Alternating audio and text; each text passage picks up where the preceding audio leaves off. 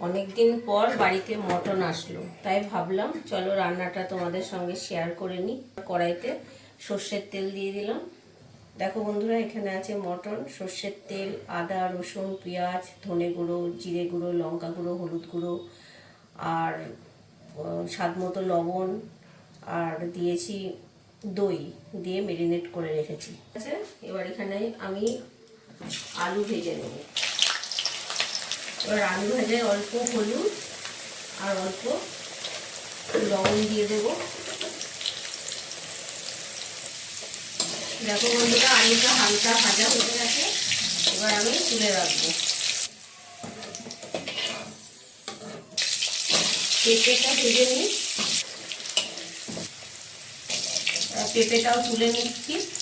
এখানে তেজপাতা আর একটা শুকনো লঙ্কা ফোড়ন দিলাম, এলাচ, দারচিনি আর লবঙ্গ আছে অল্প। এবার এখানে পেঁয়াজ কুচি দিয়ে দিলাম।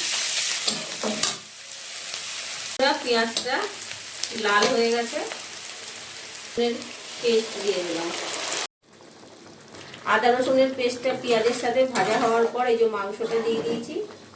এবার এই মাংসটা কষানোর জন্য আমি ঢেকে দিলাম।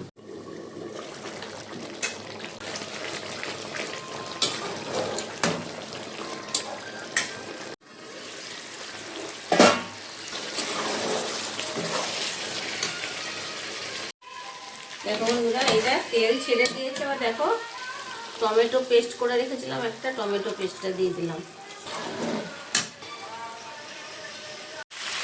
দেখো বন্ধুরা, আমার মাংস কষানো হয়ে গেল।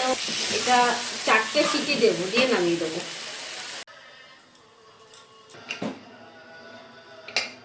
বন্ধুরা, এবার বসিয়ে দিই। দেখো বন্ধু, হয়ে গেছে আমার মাংস। দেখো, এই দেখো কালারটা দেখেছো কি হয়েছে, খেতেও যা হবে।